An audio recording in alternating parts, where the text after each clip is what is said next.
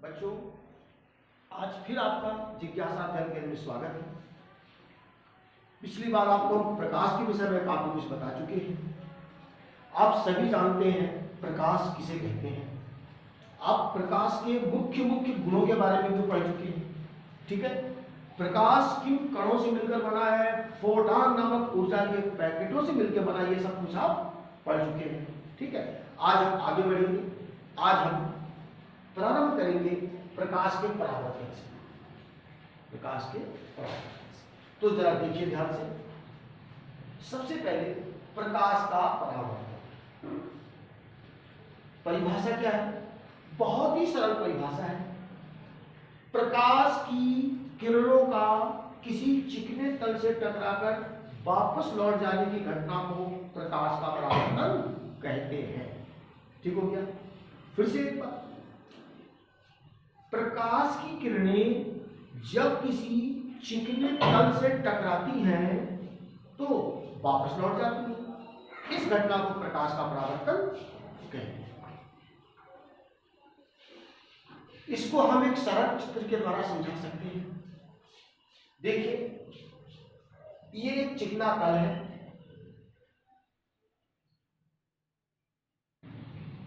चिकने तल का सबसे सरल उदाहरण क्या है, जिसका आप प्रतिदिन अपने जीवन में प्रयोग करते हैं? समतल दर्पण, जिससे आप सुबह सुबह बात कर रहे हैं। ठीक है, कई तरह के दर्पण होते हैं, लेकिन अधिकतर लोग समतल दर्पण का उपयोग करते हैं। वो समतल दर्पण ही क्या है? चिकना तल है, जो प्रकाश को परावर्तित करता है।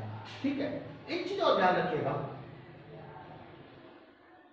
वह चिकना तल जो प्रकाश को परावर्तित करता है परावर्तक तल कहलाता है। ठीक है, समतल दर्पण को या और भी दर्पण होते हैं उनको हम परावर्तक तल भी कहते हैं। तो देखिए, आपके सामने चित्र है। ये प्रकाश की किरण परावर्तक तल पर यानी समतल दर्पण पर तिरछी आपतित हो रही है और टकराने के बाद ये परावर्तित हो रही है। ठीक है, तो इसको थोड़ा चित्र को बनाते कैसे हैं मैं आपको बताऊं। समतल दर्पण बनाया, प्रकाश की किरण तिरछी आपतित हुई। जिस बिंदु पर प्रकाश की किरण आपतित होती है उस बिंदु को हम आपतन बिंदु कहते हैं। आपतन बिंदु। चित्र का दूसरा भाग बनाने के लिए हम आपतन बिंदु पर एक लंबवत रेखा खींचते हैं। परावर्तक तल के आपतन बिंदु पर एक लंबवत रेखा खींचते हैं, जिसे हम अभिलंब कहते हैं। आपतित किरण और परावर्तित किरण के आपतित किरण और अभिलंब के बीच का कोण जितना होता है, परावर्तित किरण और अभिलंब के बीच का कोण भी उतना ही होता है। ये तो मुख्य नियम है परावर्तन। ठीक है, ये दोनों कोण हमेशा बराबर होते हैं। अब थोड़ा इनकी परिभाषा सुन लीजिए, क्योंकि इनकी परिभाषा भी पूछी जाती है। कितनी चीजें हैं ये हम गिन लेते हैं आपके सामने। 1, 2, 3, 4, 5, 6 और 7। ये 7 परिभाषा आपको हम बताते हैं, ध्यान से सुनिए। सबसे पहले वह चिकना तल जो प्रकाश की किरणों को परावर्तित करता है परावर्तक तल कहलाता है। दूसरी बात,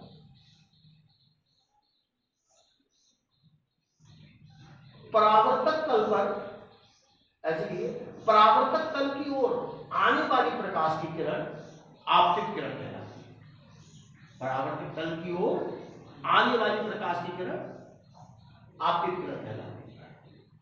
आपतित किरण परावर्तक तल के जिस बिंदु पर टकराती है वह बिंदु आपतन बिंदु कहलाता है।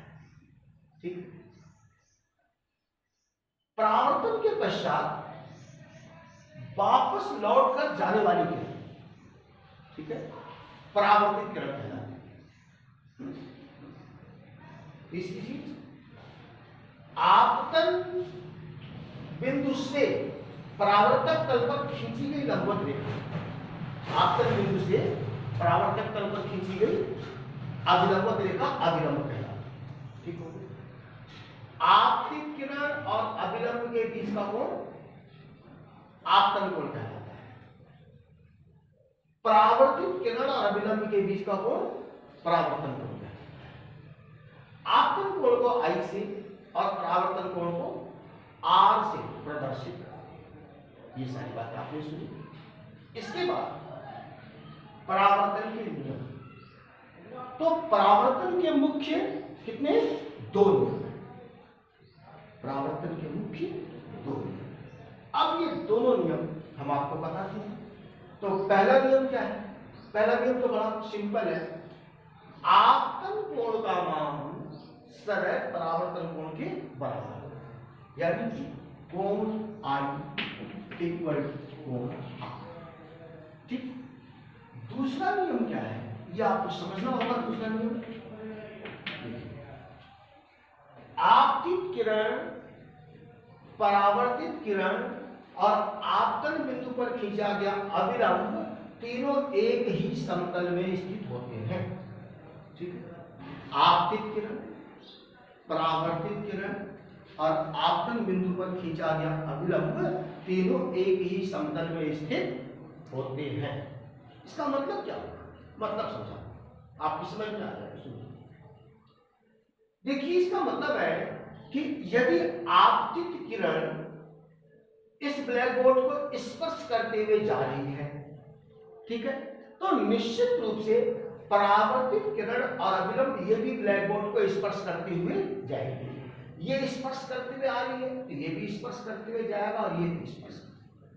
लेकिन यदि मान लीजिए आपतित किरण ब्लैक बोर्ड से 2 सेमी ऊपर है, कितने सेमी?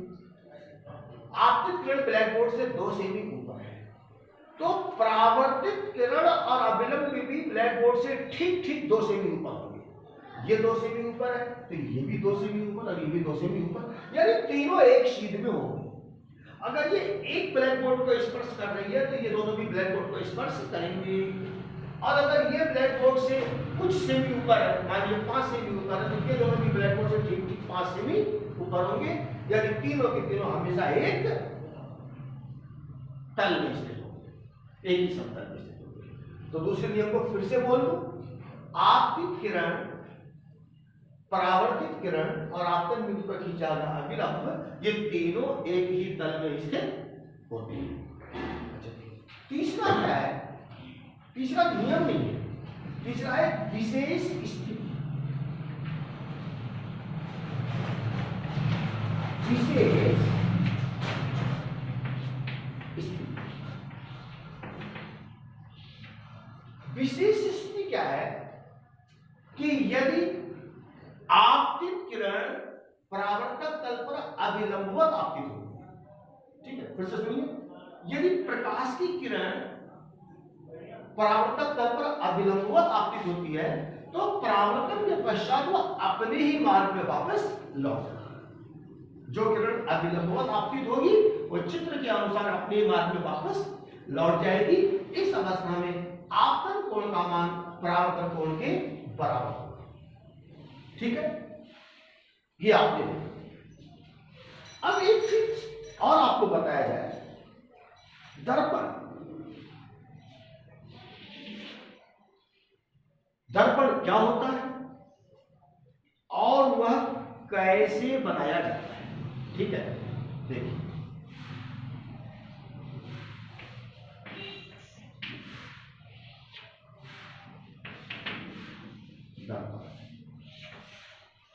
देखिए परिभाषा तो बड़ी सिंपल है, वह चिकना पृष्ठतल जो प्रकाश की किरणों को परावर्तित करता है उसे परावर्तक तल या दर्पण कहते हैं। परावर्तक तल को ही दर्पण कहते हैं। लेकिन दर्पण बनता कैसे है? देखिए, आप में से कितने लोग जानते हैं? ठीक है, पहले तो मैं पूछूं, किससे पूछूं? जितिन जी से पूछते हैं। जो दर्पण आपने देखे हैं वो किस पदार्थ के बने होते हैं बताओ? मैं नाम लूंगा, आप बताना। दर्पण मिट्टी के बने होते हैं या लकड़ी के बने होते हैं या आटे के बने होते हैं या शीशे के बने होते हैं? हाँ, जोर से बोलना चाहिए। अधिकतर दर्पण शीशे के बने होते हैं। ठीक है, वैसे आजकल तो प्लास्टिक के भी आ रहे हैं, बहुत ही चिकनी और पारदर्शी प्लास्टिक के दर्पण आ रहे हैं और वो कई यंत्रों में लगाए जाते हैं, बिल्कुल शीशे की तरह चमकते हैं, ठीक है ना। तो कोई भी पारदर्शी पदार्थ है उसका दर्पण बनाया जा सकता है। कैसे, मैं बताता हूं, ठीक। अब पारदर्शी पदार्थ का मतलब आप ये समझ लेना कि बर्फ से दर्पण बन सकता है। बर्फ भी तो पारदर्शी होती है ना, उससे भी कठोर भी होना चाहिए ना, जैसे शीशा कठोर होता है उसका दर्पण बन जाता है, ठीक है।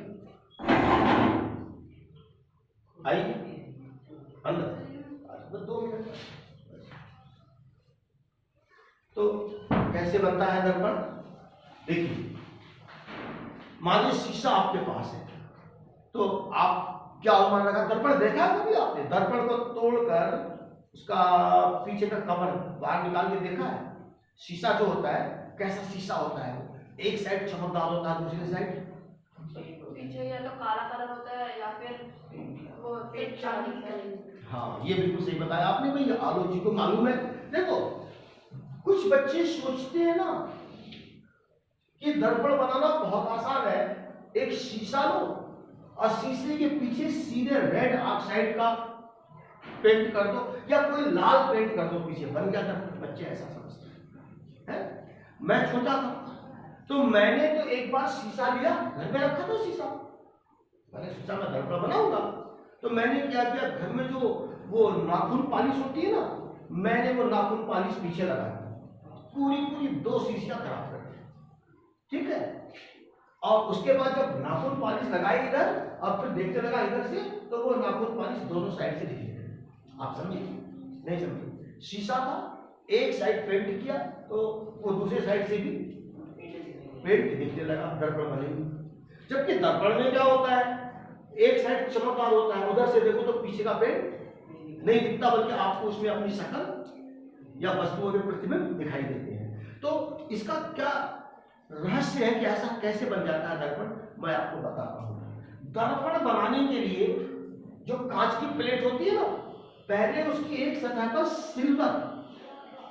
सिल्वर की कण चिपकाई जाती है, सीधे सीधे के लिए सिल्वर की पॉलिश की जाती है, चांदी, पहले उस पर चांदी की कलई की जाती है शीशे के एक साइड, ठीक है।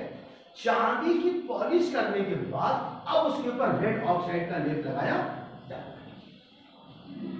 डायरेक्ट शीशे पर पेंट नहीं करते, डायरेक्ट शीशे पर रेड ऑक्साइड नहीं लगाते। रेड ऑक्साइड ऐसा होता है ना, तो डायरेक्ट इसको नहीं लगाते। शीशा होता है, पहले शीशे पर सिल्वर की परत चढ़ाई जाती है, सिल्वर की परत चढ़ाने के बाद उसके ऊपर रेड ऑक्साइड का पेंट किया जाता है, या और भी कोई पेंट आप कर सकते हैं, ठीक है। फिर आप इधर से देखेंगे तो आपको वो दर्पण दिखाई देगा। ये दर्पण बनाने का होगा, ठीक है। परिभाषा भी दर्पण की आपने सुनी है, क्या? वह चिकना पृष्ठतल जो प्रकाश की किरणों को परावर्तित करता है, दर्पण कहलाता है, ठीक है। फिर हम पढ़ेंगे दर्पण कितने प्रकार के होते हैं, तो इसको भी थोड़ा सा बताइए, फिर आगे बढ़ेंगे। देखिए, दर्पण आपके कोर्स में तो 2 प्रकार हैं। दर्पण के प्रकार,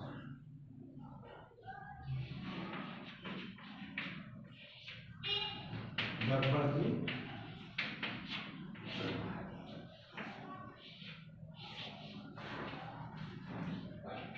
देखिए, सबसे पहले समतल दर्पण,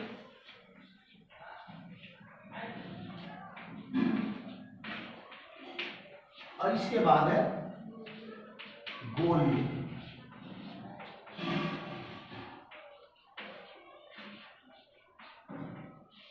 ठीक है, समतल दर्पण तो आप जानते हैं, वह दर्पण जिसका परावर्तक तल समतल होता है, समतल दर्पण क्या जाता है। गोली दर्पण भी आता है, वह दर्पण जिसका परावर्तक तल अवतल या उत्तल होता है, अवतल या उत्तल, उसको क्या कहते हैं, गोली दर्पण। अवतल जैसे परावर्तक तल इधर से ये तल तो पॉलिश हो गई, चिकने तल को परावर्तक तल कहते हैं, ये आपका गोली दर्पण हो जाए।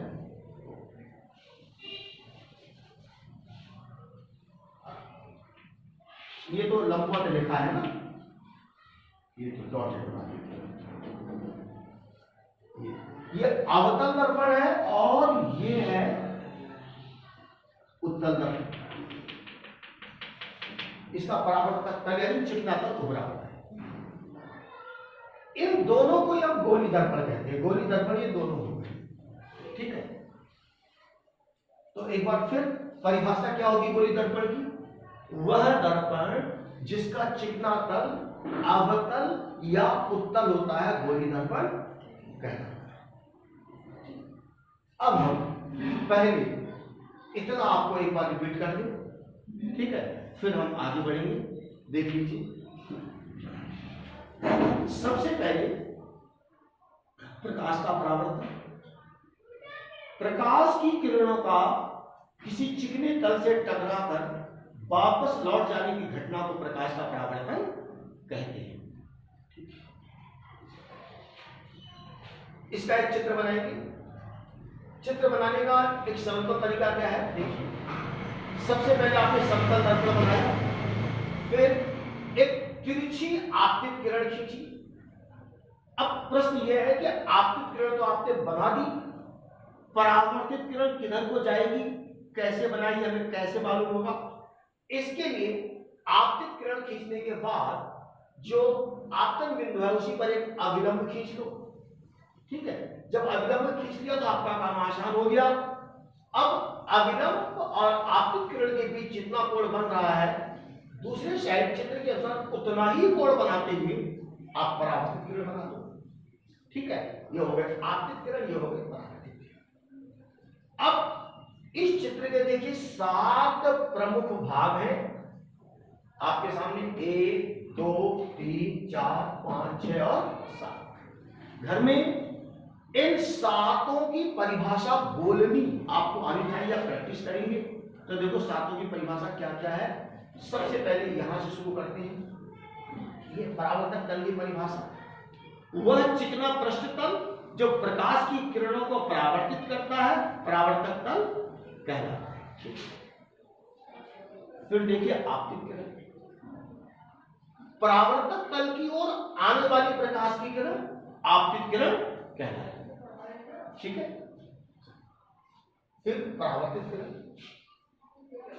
परावर्तक तल से टकराकर वापस लौट कर जाने वाली प्रकाश की किरण परावर्तित किरण कहलाती है। एक चीज और है,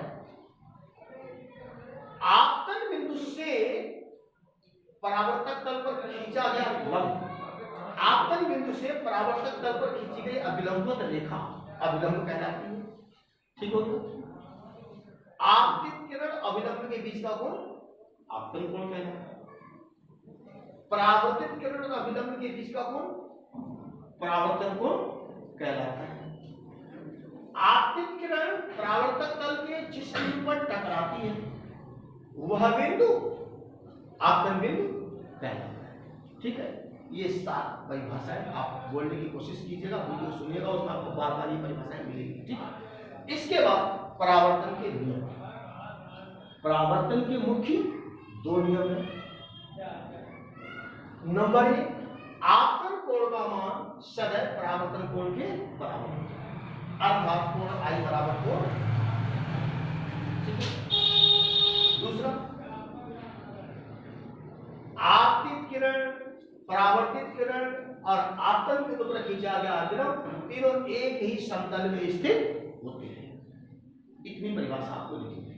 वैसे मैं इसका मतलब भी आपको समझाऊं। मतलब ये हुआ तीनों एक ही समतल में होते हैं। इसका अर्थ यह है कि यदि आपतित किरण ब्लैक बोर्ड को स्पर्श करते हुए जा रही है तो परावर्तित किरण भी ब्लैक बोर्ड को स्पर्श करते हुए जाएगी और अभिलंब भी ब्लैक बोर्ड को स्पर्श करते हुए जाएगा, ठीक है। लेकिन मान लो यदि आपतित किरण ब्लैक बोर्ड से 2 सेमी ऊपर है, आपतित किरण ब्लैक बोर्ड से 2 सेमी ऊपर है, तो अभिलंब और परावर्तित किरण भी ब्लैक बोर्ड से 2-2 सेमी ऊपर होंगे, लेकिन होंगे तीनों एक ही सेमी। अगर ये ब्लैक बोर्ड को स्पर्श कर रहा है, दोनों भी ब्लैक बोर्ड को स्पर्श करेंगे। ये ब्लैक बोर्ड से 2 सेमी ऊपर होगा तो ये दोनों भी ब्लैक बोर्ड से 2 सेमी ऊपर होंगे, ठीक है ना। तीनों एक ही सीधी में, क्लियर होगी बात। एक विशेष स्थिति, विशेष स्थिति क्या है कि यदि प्रकाश की किरण परावर्तक तल पर अभिलंबवत आपतित होती है, प्रकाश की किरण परावर्तक तल पर अभिलंबवत आपतित होती है, तो वो अपने ही मार्ग में वापस लौट जाती है। ठीक है, ये विशेष है। इसमें आपतन कोण भी 0 होता है, परावर्तन कोण भी 0 होता है। आप कंफ्यूज हो सकते हैं, आप कहेंगे यहां तो कोण 90 डिग्री का दिख रहा है, इधर भी 90 का दिख रहा है, इधर भी 90 का दिख रहा है, और यहां पर हम 0 दिख रहे हैं। तो याद रखना, ये नहीं है आपतन, ये नहीं है, ये आपतन कोण नहीं है और ये परावर्तन कोण नहीं है। क्यों? मैं बताता हूं क्या होता है आपतन कोण। आपतित किरण और अभिलंब के बीच का कोण आपतन कोण होता है। तो यहां पर यही रेखा, यही आपतित किरण है और यही अभिलंब है, तो दोनों के बीच का कोण 0। ठीक हो गया। और दूसरी ओर देखो, यही परावर्तित किरण है और यही अभिलंब है, तो दोनों के बीच का कोण।